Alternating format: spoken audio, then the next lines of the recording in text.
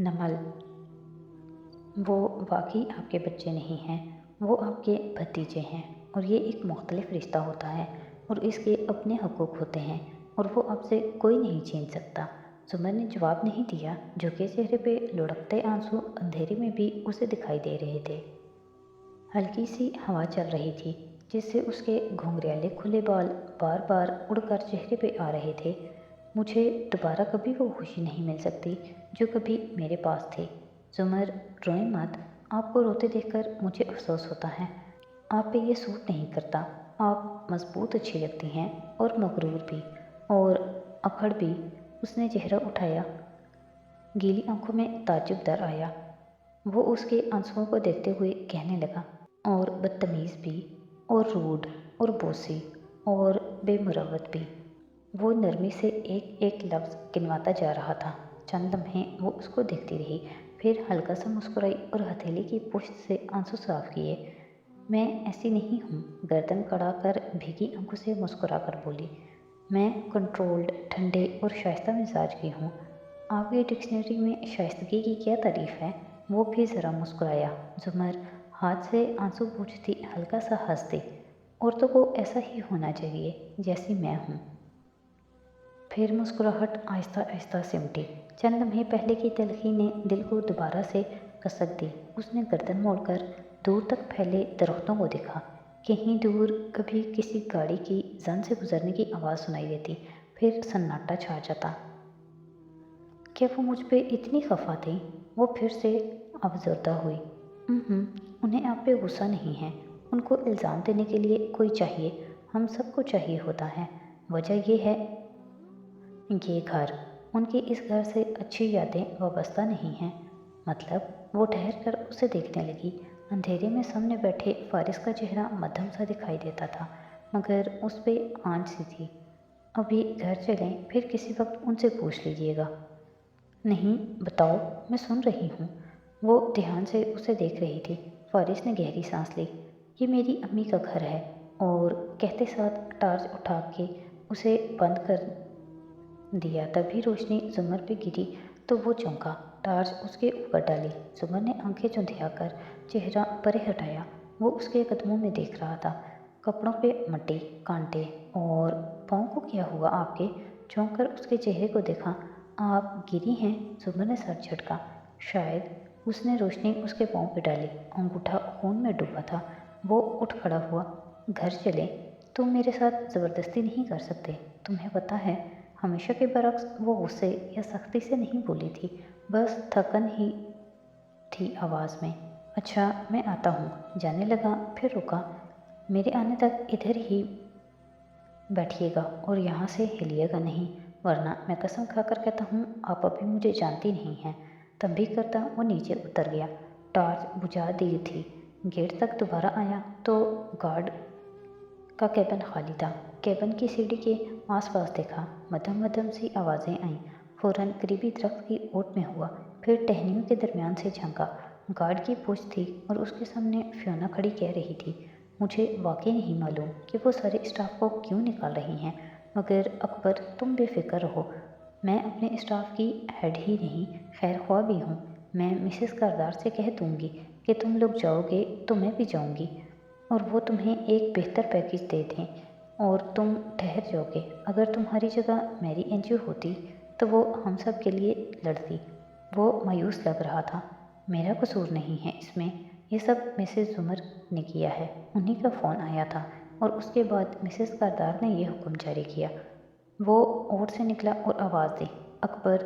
Guard फौरन घूमा। Fauna भी चौंकी। वो चलता हुआ उन तक आया। मेरी बीवी को चोट लगी है, कुछ ला दो पट्टी वगैरह के लिए। फ्योना को मुखातिब किया तो वो फ़ौरन ताबेदारी से आगे हुई। अकबर अपने कैबिन से फर्स्ट एड बॉक्स ले आया। सर, चोट ज़्यादा है, मैं डॉक्टर को फ़ोन करूं या फिर उनकी पट्टी कर दूं? मैं कर लूँगा। अकबर पैकेट ले आया तो फारिस फ्योना पे एक गहरी नज़र डालता चीज़ें लिए पलट गया। ऊपर आया तो जुमर वैसे ही बैठी थी। वो उसके सामने बैठा, एक घुटना मोड़े, दूसरा पाँव ज़मीन पर रखे। और कहाँ चोट आई है? आइस पैक निकाल कर उसे दिया, जिसे उसने खामोशी से थाम लिया और आस्तीन ऊपर करके कोहनी पे रखा। فارس نے ٹارچ اسے تھمائی۔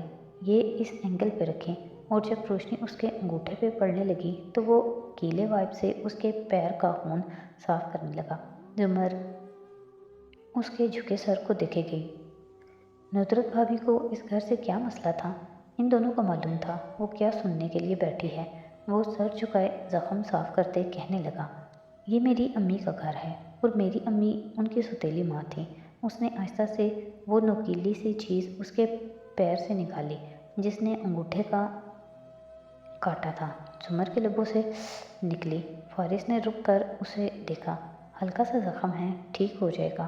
کل ٹیٹنس کا انجیکشن لگوا لیجیے گا۔ مجھے کوئی درد نہیں ہو رہا۔ اس نے شانے اچکائے، پھر رکی، سرسری انداز میں پوچھا، تمہارے ابو اور تمہاری امی اور ان کی پہلی بیوی کے، میرا مطلب ہے کیسے تعلقات تھے ان سب کے؟ ویسے مجھے پتہ ہے، مگر صرف ان کے سائڈ کی سٹوری، تمہاری سائڈ کی نہیں معلوم۔ اور یہ پہلی دفعہ تھا جب زمر نے بغیر کسی غصے یا عداوت کے اس کی طرف کی کہانی سننی چاہیے۔ اس کے انگوٹھے پہ وہ دوا لگاتے ہاتھ رکے۔ لمحے بھر کو ذہن کہیں دور جا پہنچا۔ یہ گھر میری امی کا ہے۔ شادی سے پہلے وہ اپنے بھائی اورنگزیب کردار کے ساتھ ان کے گھر رہتی تھیں۔ تب یہ جگہ اتنی ڈیولپڈ اور الیٹ نہیں تھی۔ ابو نے ان سے محبت کی شادی کی تھی، پہلی بیوی کے ہوتے ہوئے بھی، مگر اتنے گٹس نہیں تھے ان میں کہ اپنی بیوی کو ساتھ لے جاتے۔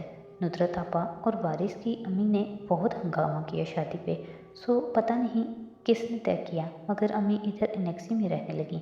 ابو یہیں آ جاتے، کبھی رہتے کبھی چلے جاتے۔ وہاں ان کے بچے تھے، یہاں صرف بیوی۔ سر جھکائے آہستہ آہستہ دوا اس کے انگوٹھے پہ لگاتے وہ ٹھہر ٹھہر کر بول رہا تھا۔ اس کو اتنا بولنے کی عادت نہیں تھی۔ زمر کے لیے وہ ایک کم گو پر اسرار سا شخص تھا۔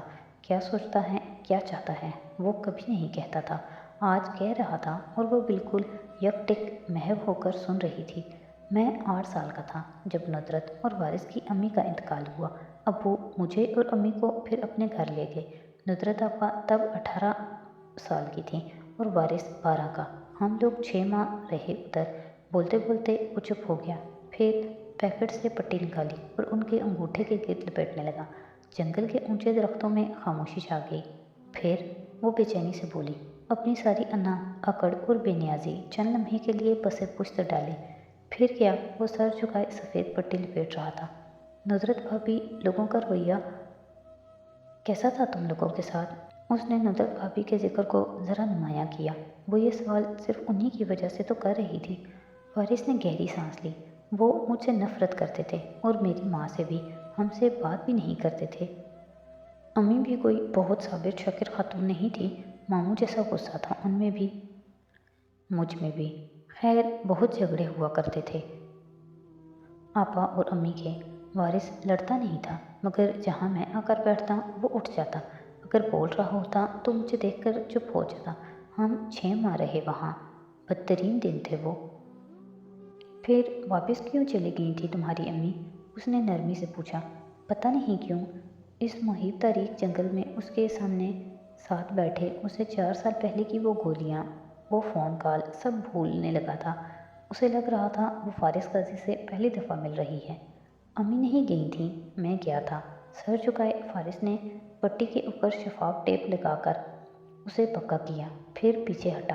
زمر نے بھی پیر ذرا پیچھے کھینچ لیا، واپس درخت سے ٹیک لگا کر اکڑو بیٹھا۔ وہ دائیں جانب درختوں کو دیکھتے ہوئے کہنے لگا، میں اپسیٹ تھا، ایک دن تنگ آ گیا، ادھر سے تو بھاگ گیا، مذاق نہیں کر رہا، سچ میں 2.5 گھنٹہ بھاگتا رہا، پھر یہاں پہنچ گیا واپس۔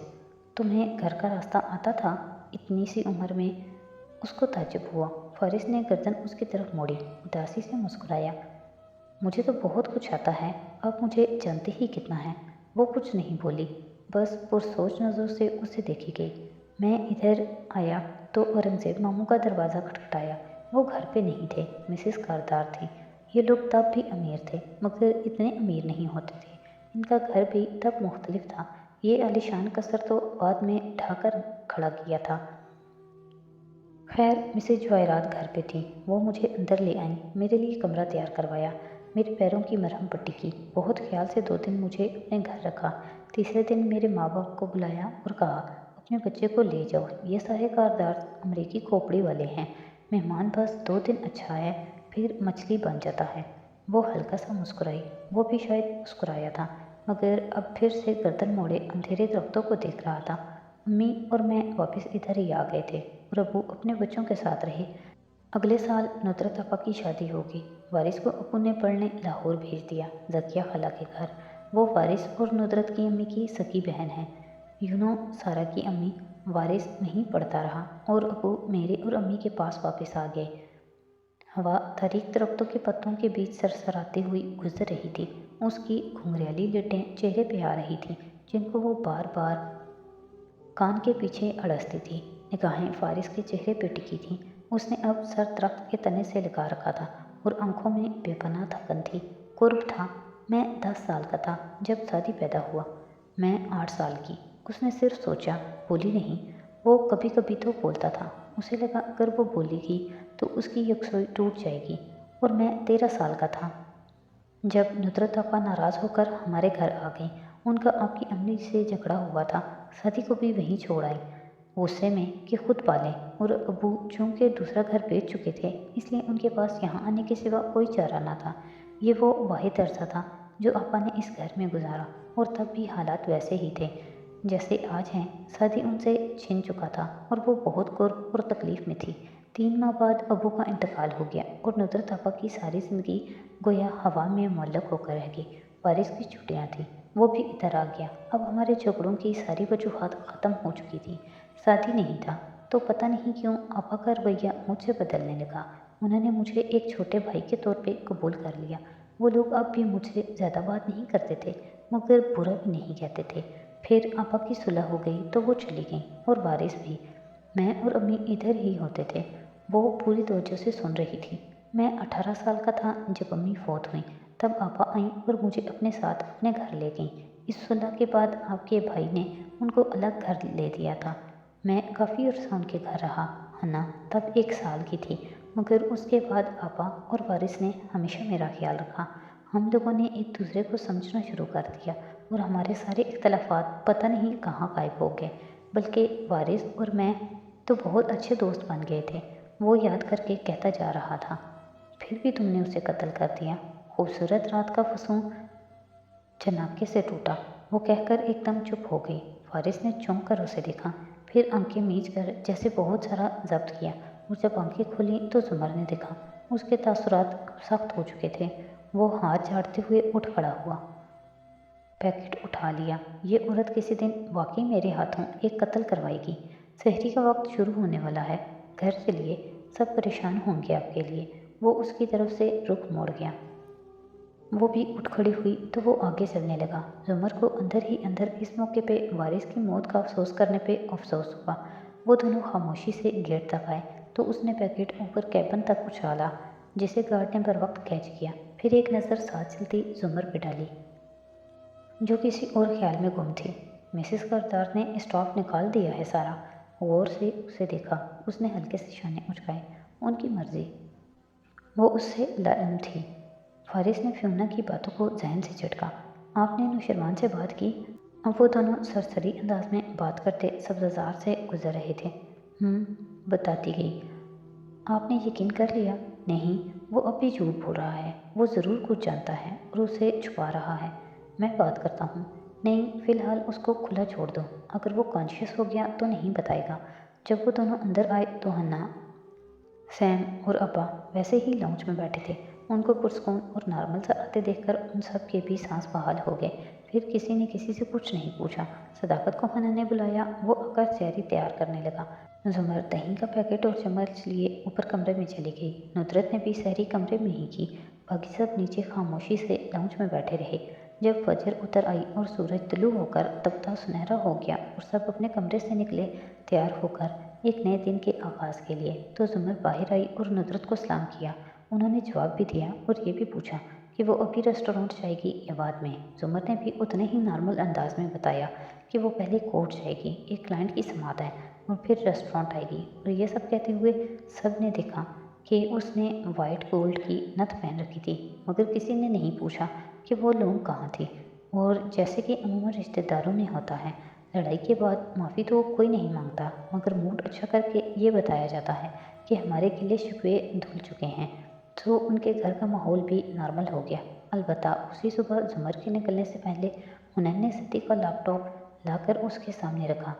ये मैंने खोल दिया है, अब कोई पासवर्ड नहीं है इस पे, आप देख लें, कोई और भी काम हुआ तो बताइएगा। निगाहें झुकाए वो पलट गई। ज़ुमर ने भी कुछ नहीं कहा, मगर इस वाक़ये के बाद इतना ज़रूर हुआ कि नुसरत, जो बिल्कुल चुप हो गई थी, वो नॉर्मल होने लगी। सैम, हन्ना को डांट डपट, घर के काम, सब कुछ उन्होंने नॉर्मल अंदाज में पहले की तरह करना शुरू कर दिया। शादी के लिए दुआ और याद वैसी ही थी, मगर उन्होंने समझौता कर लिया था। हुनैन ने भी उसके बाद ज़ुमर को सुनाना बंद कर दिया और ज़ुमर ने फारिस से तल्ख बातें कहना छोड़ दी। बिलाखिर सदी यूसुफ के घर वालों ने ये जान लिया था कि एक दूसरे को इल्ज़ाम देने से कुछ हासिल नहीं होता, बल्कि जो पास है वो भी चला जाएगा।